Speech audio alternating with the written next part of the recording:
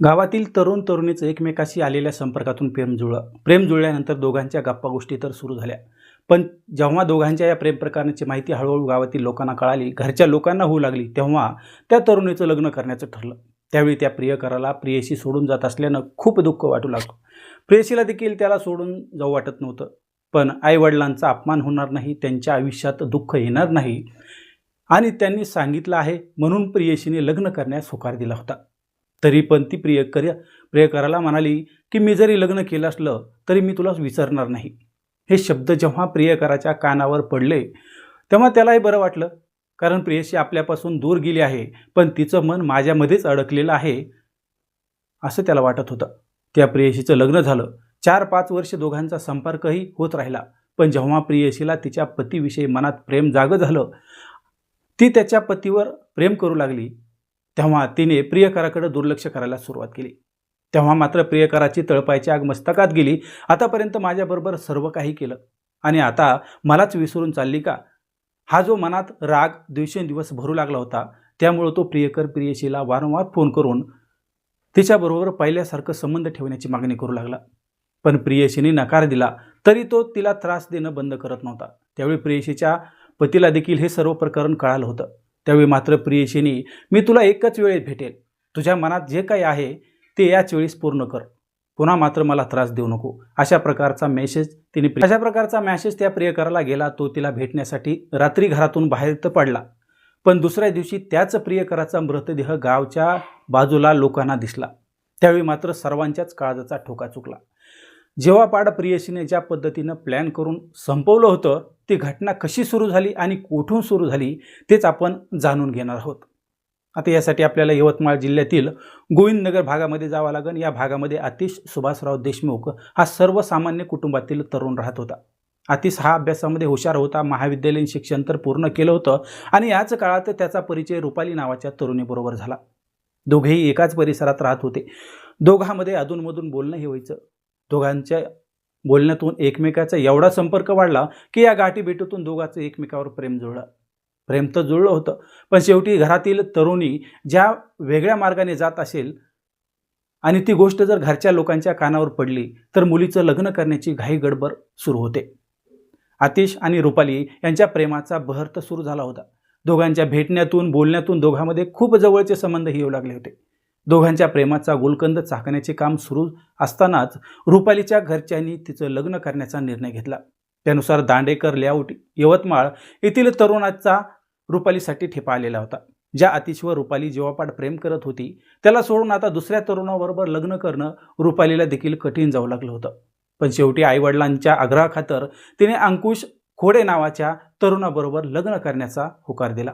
रुपाली ही जरी शरीराने अंकुशबरोबर लग्न करायला तयार असली तरी मनाने मात्र ती आतिशबरोबरच होती. दोघांचं जेव्हापाड प्रेम असलं तरी आता मात्र रुपालीचे लग्न होणार होतं. त्यामुळे रुपाली पुन्हा आपल्याला भेटणार नाही हे जेव्हा आतिश याच्या लक्षात येऊ लागलं तेव्हा त्याने रुपालीबरोबर वाद घालायला सुरुवात केली. पण जेव्हा आतिश वाद घालत होता तेव्हा मात्र रुपालीने मी तुला कधीच विसरणार नाही अशा प्रकारचे शब्द त्याला दिले होते.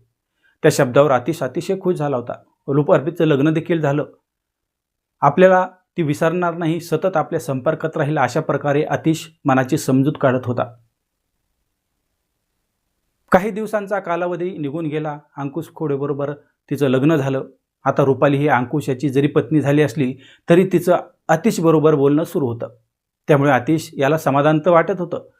रुपाली आपल्यावर खरोखरच प्रेम करते, त्यामुळे तो अतिशय आनंदी होता. जसा जसा काळ पुढे निघून जाऊ लागला होता आणि त्यानंतर रुपालीचं आतिश याच्यावरचं प्रेम कमी होऊ लागलं होतं, कारण रुपाली आता पती अंकुश याच्या प्रेमात पडू लागली होती. अंकुश याच्याबरोबर 4 चौघात लग्न केलं आहे. तोच आपल्या आयुष्याचा खरा जोडीदार म्हणून रुपाली आता पती अंकुश आणि संसारात रमायला सुरुवात झालेली होती. जेव्हा रुपाली आतिश याच्याकडे दुर्लक्ष करू लागली तेव्हा मात्र त्याला संताप येऊ लागला. त्यावेळी मनाला वाटेल त्या पद्धतीनं तो मॅसेज रुपालीला पाठवू लागला. रुपालीला वाटलं की आता काही दिवस आतिश हा मॅसेज पाठवेल आणि नंतर मग शांत बसेल. त्यामुळे तिने काही दिवस आतिश याच्या मॅसेजला उत्तर देखील दिलं. पण जेव्हा आतिश हा रुपालीला पहिल्यासारखा संबंधाची मागणी करू लागला त्यावेळी रुपालीने मात्र नकार दिला. एवढंच नाही तर एक दिवस आतिश याने रुपालीला लग्नाची देखील मागणी केली. पती अंकुशाला संपून टाकू आणि आपण दोघं संसार सुरू करू अशा प्रकारची त्याने मागणी घातली होती. रुपालीचे मात्र यानंतर डोळे उघडले आणि आता आतिशबरोबर बोलायचंच नाही असं तिनं ठरवलं. काही वर्षांच्या कालावधीमध्ये आतिश हा एकतर्फी रुपालीवर प्रेम करू लागला होता, कारण रुपालीने त्याच्याकडे आता दुर्लक्ष करायला देखील सुरुवात केली होती. कारण आतिश हा तिच्या संसारासह पतीलाच संपवण्याची भाषा करू लागला होता. ही गोष्ट रुपालीला पटली नाही आणि तिचं आतिशबरोबर बोलणं देखील थांबलं. आता मात्र आतिशाला रुपाली भेटणार नव्हती म्हणून तो वेडापिसा होऊ लागला होता. वारंवार वेगवेगळे मॅसेज तो रुपालीला पाठवत होता. आतिश जुन्या गोष्टी विसरायला तयार नव्हता. तो रुपालीला वारंवार फोन करायचा, पुन्हा संबंध ठेवण्यासाठी दबाव टाकायचा आणि तिला जिवे मारण्याची देखील धमकी द्यायचा. मात्र एक दिवस रुपालीने पती अंकुश याच्या कानावर ही सर्व गोष्ट सांगितली. त्यानंतर रुपालीच्या पतीने आतिशाला समजावून देखील सांगण्याचा प्रयत्न केला, रुपालीने देखील समजावून सांगण्याचा प्रयत्न केला, तरी देखील आतिश हा रुपालीबरोबर संबंधासाठी आग्रह करू लागला होता. आता प्रत्येक दिवस होणारा त्रास आणि रुपाली आणि अंकुश हे सहन करू शकत नव्हते. तेव्हा मात्र रुपाली हिने आता आतिशाची भेट घ्यावीच लागेल म्हणून आतिशाला 14 मार्च 2026 रोजी एक मेसेज केला. तुला माझ्याकडून काय पाहिजे हे एकदाच सांग. तुला आज रात्री सर्व काही देते, पण तू माझा संसार मोडू नको. अशा प्रकारे रुपालीचा मेसेज जेव्हा आतिशाच्या मोबाईलवर धडकला तेव्हा आतिश अतिशय खुश झाला. गेल्या अनेक वर्षाची त्याची इच्छा आता पूर्ण होणार होती. शनिवारचा दिवस होता. 14 मार्च रोजीची तारीख होती. संध्याकाळी 7:30 वाजले होते आणि त्या सुमारास आतिश हा घरातून बाहेर पडला. आतिश मोठ्या आनंदाने रुपालीला भेटायला वाघापूर शेत शिवारात पोहोचला होता. त्याला वाटलं आज पुन्हा सर्व काही सुरळीत होईल, पण तिथे रुपालीबरोबर तिचा पती अंकुश हा देखील दाबा धरून बसलेला होता. रुपाली आतिशबरोबर बोलू लागली होती.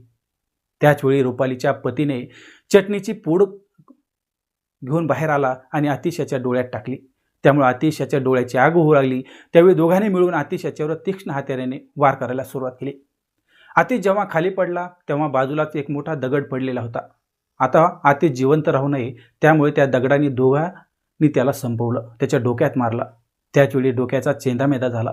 त्यानंतर रुपाली आणि अंकुश हे दोघेही घरी पोहोचले.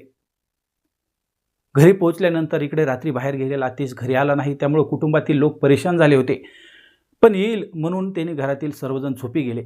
पण जेव्हा 15 मार्चचा दिवस उजाडला तेव्हा लाशिना वाघापूर शेत शिवारातील गॅस गोदामजवळ काही लोक कामासाठी जात असताना त्यांना एका तरुणाचा मृतदेह दिसला. रक्ताच्या थारोळ्यात पडलेला दुसरा तिसरा कोणी नव्हता तर तो आतिश देशमुख होता. देशमुख कुटुंबाला ही माहिती कळताच ते घटनास्थळी पोहोचले. संपूर्ण यवतमाळमध्ये घटना वाऱ्यासारखी पसरली होती. यवतमाळ पोलीसही घटनास्थळी आले होते. भयंकर पद्धतीने आतिशला संपवल्याने सर्व गावकऱ्यांनी हताश झालेले होते. त्यावेळी मृतदेह पीएमसाठी पाठवण्यात आला होता. सतीश देशमुख याचे चुलते पंजाबराव मारुतराव देशमुख यांच्या फिर्यादीवरून गुन्हा तर नोंद करण्यात आला होता, पण एवढ्या क्रूर पद्धतीने कोणी मारला असेल याचा शोध आता यवतमाळ पोलिसांना घ्यावा लागणार होता. तेव्हा त्यांनी आतिश याच्या मोबाईलचं कॉल रेकॉर्ड चेक केलं आणि अवघ्या 12 तासात आरोपीचा शोध देखील लागला. यामध्ये रुपाली खोडे, अंकुश खोडे यांना पोलिसांनी अटक केली. पोलिसांना दोघांना अटक केल्यानंतर आतिश कशा पद्धतीने त्रास देत होता, त्याच्या वागण्याचा मुलावर काय परिणाम होणार होता, त्याला समजावून सांगून देखील त्याला काहीच फरक पडत नव्हता आणि या सर्व त्रासाला कंटाळून आतिश याला संपवल्याची कबुलीच पती पत्नी यांनी दिली होती. आतिश देशमुख याचे काका पंजाबराव देशमुख यांच्या तक्रारीनंतर पुन्हा अंकुश आणि रुपाली यांच्या विरुद्ध भादवी कलम 103 अंतर्गत हत्येचा गुन्हा दाखल करण्यात आला. या घटनेनं यवतमाळ हादरून गेलं आहे. एकतर्फी त्रास आणि एक सोडायची भावना माणसाला किती क्रूर बनवते हेच या घटनेतून पुन्हा एकदा सिद्ध झालंय. मित्रांनो, कायद्यापेक्षा कोणीच मोठं नसतं. तुम्हाला काय वाटतं? अशा प्रकरणात रुपालीने जर पोलिसाची मदत घेतली असती तर हे प्रकरण मिटलं असतं का?